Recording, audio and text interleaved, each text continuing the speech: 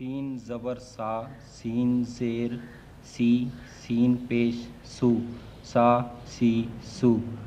السلام علیکم، میرا نام رضا علی عابدی ہے، میں BBC لندن سے آیا ہوں، اور آپ کو یہاں امبالہ کی ایک مسجد میں نے اردو پڑھتے ہوئے دیکھا تو چاہا کہ آپ سے کچھ باتیں کروں۔ پہلے تو آپ مجھے اپنا نام بتائیے۔ وریندر کمار۔ وریندر کمار، آپ اردو کب سے پڑھ رہے ہیں؟ مجھے ابھی کوئی ہفتہ کو ہوا ہے پڑھ رہا ہوں۔ آپ کو اس کے لیے یہاں مکتب میں آنا پڑتا ہے کہ آپ کے اسکول میں نہیں پڑھائی جاتی؟ نہیں، ادھر کوئی نہیں ویسے اردو پڑھانے والا۔ آپ نے اردو پڑھنے کا فیصلہ کیوں کیا ہے؟ کیونکہ یہ ہمارے بزنس میں ہیلپ دے۔ کس قسم کا بزنس کرتے ہیں آپ؟ ہم کمیشن ایجنٹ۔ تو اس میں اردو زبان کیا کام آتی ہے؟ خط لکھنا وغیرہ؟ نہیں، ہمارا جو بکس وغیرہ کا کام سارا اردو میں، حساب کتاب سب۔ آپ کے برابر میں ایک اور بچہ بیٹھا ہے۔ بیٹے، آپ کا کیا نام ہے؟ بلرام۔ بلرام، آپ نے بھی اردو ابھی شروع کی ہے؟ ہاں جی، ہفتہ ہوا ہے ہم کو بھی۔ میرے ساتھ آپ بھی کیا بزنس کی وجہ سے اردو پڑھ رہے ہیں؟ نہیں جی، ہم بھاشا گیان کے لیے پڑھ رہے ہیں۔ تو اردو میں کیا بات آپ کو نظر آئی جس کی وجہ سے آپ نے اردو پڑھنے کا فیصلہ کیا؟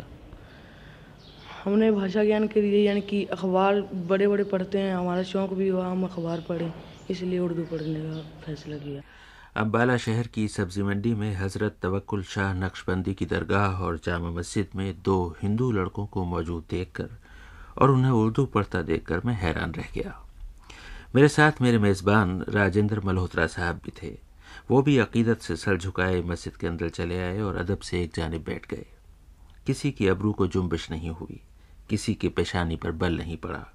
شیوالک کی گھاٹی میں یہ مسجدیں، یہ مقبرے اب رواداریوں کی علامت بن چکے تھے۔ ان کے دروازے یوں کھل گئے تھے جیسے کوئی محبت سے سرشار ہو کر باہیں کھول دے۔ مسجد کی چٹائیوں پر بیٹھے 2 ہندو لڑکے اردو پڑھ رہے تھے۔ سامنے ان کے استاد قاری محمد اسحاق صاحب بیٹھے آموختہ سن رہے تھے۔ قاری صاحب بہت بھلے لگے۔ وہ خطیب بھی ہیں، امام بھی ہیں، دنیا کے علوم سے بھی بے خبر نہیں، شعر بھی کہتے ہیں، امبالہ سے 15 روزہ رسالہ نوائے وطن بھی نکالتے ہیں۔ شہر کے معاملوں اور مسئلوں سے بھی وہ لا تعلق نہیں، ادبی سرگرمیوں میں بھی شریک ہیں اور اردو کو فروغ دینے کی مہم بھی چلا رہے ہیں۔ یہ اس زبان کی خوش نصیبی ہے کہ اسے 2-4 صحیح اچھے نیک نیت سرپرست ملے ہیں۔ امبالہ میں سب جانتے ہیں کہ شام بہار ٹرسٹ ہر سال بہت بڑا بین الاقوامی مشاعرہ کراتا ہے۔ اس کے سرپرستوں میں راجندر ملہوترا صاحب ہیں، جو اپنے کاروبار سے ریٹائر ہو کر اور اسے اپنے ہونہار بچوں کو سونپ کر خود اردو کے لیے بڑا کام کر رہے ہیں۔ ان کے علاوہ جگدیش رائے بنسل صاحب ہیں۔ امبالہ میں وہ ایک انگریزی جریدہ نکالتے ہیں۔ سنبھلی سنبھلائی شخصیت، ٹھہری ٹھہری سی باتیں اور ہر بات میں خوش ذوقی رچی بسی۔ امبالہ میں راجندر ملہوترا صاحب کے ساتھ مل کر اردو کو نہ صرف زندہ رکھنے بلکہ آگے بڑھانے میں منہمک ہیں۔ اس روز مجھ سے کہنے لگے، یہ تو یعنی ہے پورا اپنا ارادہ کہ اس کو زندہ رکھا جائے جتنا بھی ہو سکے، کیونکہ یہ بہت بڑا ورثہ ہے۔ اس سے ہم اس کو نگیٹ نہیں کر سکتے، کبھی بھی یہ نہیں کہہ سکتے کہ یہ ہمارا نہیں ہے۔ یہ ہمارا ہے، بالکل ہی ہمارا ہے۔ ہم تو کہتے ہیں کسی اور کا نہیں ہے، یہ ہمارا ہے۔ تو ہمارا فرض بنتا ہے، اور جو یعنی کوشش کرتے ہیں یہ ملہوترا صاحب کافی فنڈز وغیرہ اکٹھے کر لیتے ہیں، کافی آرگنائزنگ میں، یعنی ان کی وجہ سے یہ چیز چلتی آ رہی ہے اور چلتی رہے گی۔ تو ہمیں امید ہے کہ کچھ اور بھی کر پائیں گے جس سے کوئی لیونگ انٹرسٹ پیدا ہو جائے۔ یہ نہ ہو کہ یہ ایک ڈیکیڈنٹ لینگویج کی وجہ سے انٹرسٹ لوگوں میں ہو کہ یہ چیز جا رہی ہے، اس کو پکڑ لو، غلط بات ہے۔ They should have a living interest. ہمارا تو یہ ایم ہے۔ یہ تو ہماری بالکل اپنی چیز ہے، ہم اسے کیسے گنوا دیں ہاتھ سے۔ جگدیش رائے بنسل صاحب کی باتیں سنی، اور باتیں بھی ایسی جن سے خوشبو آئے۔ رات ہوئی تو کنٹونمنٹ کے بنگلوں، کوٹھیوں، پرانے گرجا گھروں اور 2 رویا درختوں والی سڑکوں کے سناٹے میں ہم نے 2 آوازیں سنیں۔ دور کہیں کسی مزار پر محفل سماعت تھی شاید۔ قول سے رنگ تک قوالوں نے اس رات اپنے سارے جوہر دکھائے۔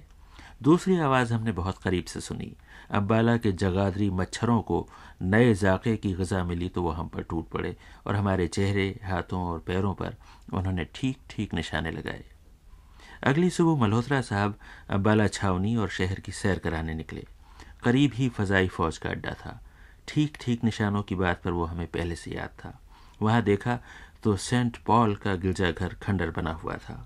کہتے ہیں کہ کبھی ہندوستان کا سب سے شاندار گرجا گھر تھا، اب سن 65 کی جنگ کی یادگار کے طور پر ویسے ہی چھوڑ دیا گیا ہے۔ پھر ہم نے 9 گزے پیر کی قبر دیکھی، نہایت صاف ستھری، اس پر تازہ سفیدی اور بہت سی جھنڈیاں لگی ہوئی۔ سہارنپور اور ہریانہ کے علاقے میں کتنے ہی 9 گزے پیروں کی لمبی لمبی قبریں ہیں۔ کسی نے کہا 9 غازی تھے، وہ 9 گزے کہلائے۔ کسی نے کہا لمبی لمبی یہ قبریں مجاوروں نے بنائی ہیں تاکہ عقیدت مند ان پر لمبی لمبی چادریں چڑھائیں اور یوں ان کا کاروبار چلے۔ اس کے بعد تو راستے میں کئی بزرگوں کے مزار ملے۔ ڈیری فارم کا مزار ملا جس کے بارے میں مشہور ہے کہ چڑھاوا چڑھانے والوں کو، جو سارے کے سارے ہندو اور سکھ ہوتے ہیں، اپنی باری کے لیے وہاں قطار بنانا پڑتی ہے۔ ہم جی ٹی روڈ سے بھی گزرے۔ انگریزوں کے زمانے کی یہ سڑک اب بہت چوڑی کی جا رہی تھی، چنانچہ ایک برساتی نالے پر بنا ہوا اینٹوں کا پرانا پل توڑا جا رہا تھا تاکہ اس کی جگہ نیا پل بن سکے، لیکن وہ پرانا پل اتنا مضبوط اور ٹھوس تھا کہ بیچارے مزدور پسینہ پسینہ ہوئے جا رہے تھے۔ کسی نے کہا اب اس کی جگہ نیا پل بنے گا اور 1-2 برساتوں کے بعد ذرا اس کی حالت بھی دیکھ جائیے گا۔ یہ تو خیر انگریزوں کے زمانے کا اینٹوں کا پل تھا۔ پانی پت کے پاس شاہجہاں کے زمانے کا اینٹوں کا کوس مینار بنا ہوا تھا جو اتفاق سے نئی سڑک کے بیچوں بیچ آ گیا۔ مزدوروں کو حکم ہوا کہ مینار کو گرا دیں۔ ہوا یہ کہ خود مزدور تھک کر ڈھیر ہو گئے، مگر مغلوں کا وہ مینار ٹس سے مس نہ ہوا۔ بالآخر ڈائنامائٹ لگا کر اسے گرانا پڑا۔ کینٹونمنٹ سے نکل کر 5 میل دور ہم امبالہ شہر میں پہنچے اور سائیں توکل شاہ کی مسجد دیکھنے گئے۔ 4 جانب حجرے ہی حجرے، محرابیں ہی محرابیں، کتنے ہی در، کتنے ہی دریچے، بڑے اس صحن کے بیچوں بیچ بابا سائیں کی درگاہ، اور مغرب کی سمت مسجد، اور مسجد بھی وہ جس نے ایسے ایسے منظر دیکھے ہوں گے کہ چھاتی پھٹ جائے۔ قاری محمد اسحاق صاحب جو سن 62 میں یہاں خطیب اور امام ہو کر آئے، اس کا قصہ سنا رہے تھے۔ میں، راجندر ملہوترا صاحب اور 2 نوعمر ہندو لڑکے حیرت سے سن رہے تھے۔ یہ بڑی تاریخی حیثیت کی مسجد ہے، ایسی شاید آپ کو پنجاب میں ایک بھی، ہریانہ پنجاب میں ایک بھی مسجد نہیں ملے گی۔ اس کی تاریخی حیثیت یہ ہے کہ جب کہ پارٹیشن کے بعد پنجاب اور ہریانہ کی ہزاروں مسجدیں ویران ہو گئیں اور ان کے اندر رہائش ہو گئی یا ان کا گویا استعمال بدل دیا گیا، یہ ایک واحد مسجد ہے جو شاید ہزاروں مسجدوں، 10,000 مسجدیں ایسی ہیں ہریانہ پنجاب میں، یہ واحد مسجد اور یہ درگاہ توکل شاہ ایسی ہے کہ پارٹیشن کے بعد بھی ایک دن بھی اس کا غلط استعمال نہیں ہوا۔ کیسے؟ اس لیے کہ جب یہاں مسلمان باقی نہ رہے تو قدرت خداوندی سے ایسا ہوا کہ اس جگہ کو ان لڑکیوں کا کیمپ بنا دیا گیا گورنمنٹ کی طرف سے، جو مغویہ خواتین اس زمانے میں ہندوستان اور پاکستان میں دونوں طرف اغوا کی گئیں، تو مشرقی پنجاب میں جتنی مسلمان لڑکیاں برآمد کی جاتی تھیں وہ اس کیمپ میں رکھی جاتی تھیں۔ ایک وقت میں اس مسجد میں 500 مسلمان لڑکیاں اس زمانے میں رہیں۔ مجھے ایسی لڑکیوں سے ملنے کا موقع ملا جو اس زمانے میں یہاں رہیں انچارج بن کر اس کی کیمپ کی، تو یہ مسلمان لڑکیوں کا کیمپ رہا، جبکہ اور کسی مسجد میں نہ نماز ہوتی تھی، نہ اذان ہوتی تھی، نہ تلاوت کلام پاک ہوتی تھی۔ یہاں کئی سو لڑکیاں قرآن پاک پڑھتی تھیں۔ یہ سارا وہ خطہ ہے جہاں تاریخ کی ایک کروٹ نے ایک دنیا بدل ڈالی۔ سن 47 میں ایک پوری کی پوری آبادی اٹھی اور چلی گئی، اور پھر جو ویران دالانوں میں موت کی خاموشی چھائی اور سنسان صحنوں میں خوف کے جھکڑ چلے، تو شور اور سناٹے نے مل کر کتنی ہی راتیں ماتم کرتے گزاریں۔ منظر کے بدلنے کی جو پہچان باقی رہ گئی ہے وہ سڑکیں، بازار اور درخت نہیں، وہ ہیں مسجدیں۔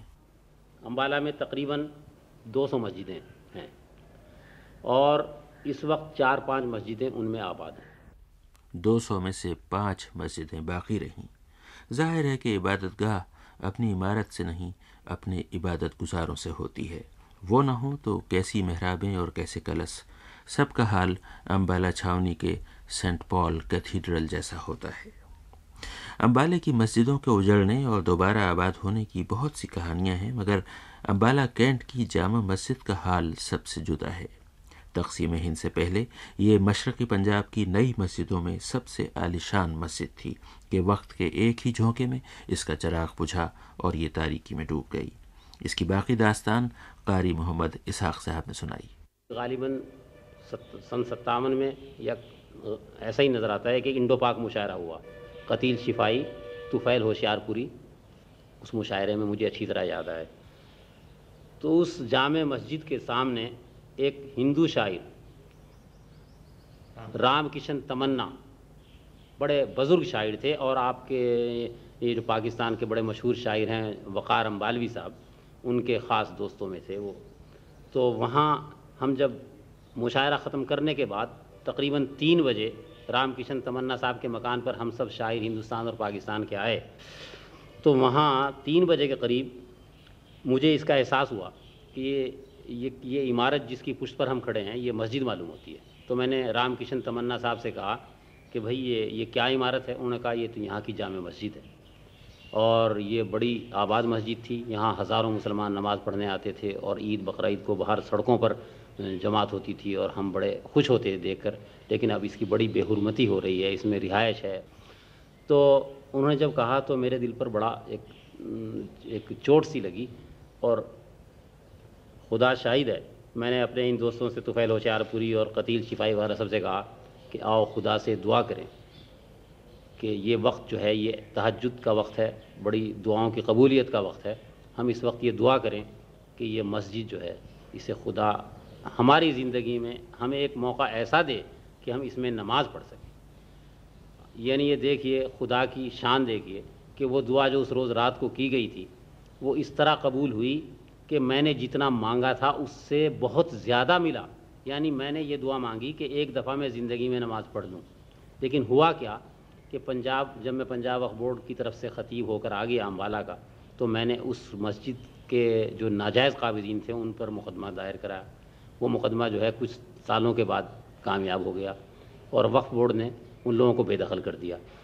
تو اس مسجد کو دھلوایا گیا، اور وہاں کے حکام نے بڑا تعاون کیا، اور وہاں کے ہم جتنے غیر مسلم قریب رہتے تھے سب نے، یعنی اس میں کوئی انہیں جو ناجائز لوگ تھے انہیں نکالنے میں کوئی رکاوٹ نہیں آئی، سب نے ساتھ دیا۔ پڑوسیوں نے، مجھے بڑا احساس ہوا مجھے اس بات کا، اور بڑی فخر ہوا اس بات پر، بڑی خوشی ہوئی کہ ہمارے ملک میں کیا دنیا میں ابھی انسانیت تو زندہ ہے، اور جہاں کچھ لوگ خراب ہیں تو اکثریت تو اچھی لوگوں کی، اگر اچھے لوگ نہ ہو تو دنیا ہی قائم نہ رہے۔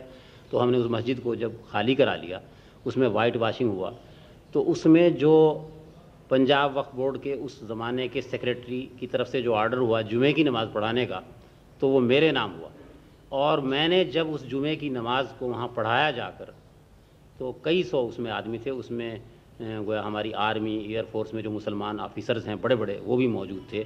تو جب میں نماز خطبہ دینے کے لیے ممبر پر گیا تو میں نے خطبہ میں پڑھ نہیں سکا، اور مجھے اتنا رونا آیا کہ مجھے ہچکیاں بند گئی، اور جس قدر وہاں لوگ تھے سب رونے لگے، اتنے روئے کہ یہ معلوم ہوتا تھا کہ معلوم نہیں کیا قیامت یہاں ہو گئی ہے، کیونکہ ہمارے دلوں پر واقعی ایک عجیب و غریب قیامت گزر رہی تھی۔ اور کیوں نہ گزرتی کہ تاریخ ان ایمان والوں کے تذکرے سے خالی نہیں جو روتے روتے سجدوں میں گر جایا کرتے تھے۔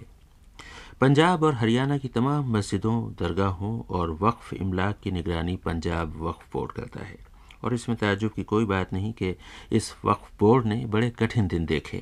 لوگوں نے بتایا کہ ادھر 2 ہونہار نوجوانوں نے اس وقف بورڈ کو سنبھالا ہے تو اوقاف کی تقدیر بدل گئی ہے۔ چنانچہ اب جو صورت ہے اس کی بات قاری محمد اسحاق صاحب نے یوں کی، اور اسی بات پر آج کی بات تمام ہوتی ہے۔ پنجاب وقف بورڈ ایک ایسا ادارہ ہے کہ اپنی بہت سی خامیوں اور کوتاہیوں کے باوجود بھی اس کے ذریعے سے یہاں کی مسجدیں آباد ہیں۔ ہر شہر میں آپ کو 2-4 مسجدیں ملیں گی، ان میں ائمہ ملیں گے، مؤذن ملیں گے، ہر مزار پر جو سجادگان گویا ان کی طرف سے مقرر ہیں، ان کے تنخواہ دار ملازم کی حیثیت سے وہ آپ کو ملیں گے۔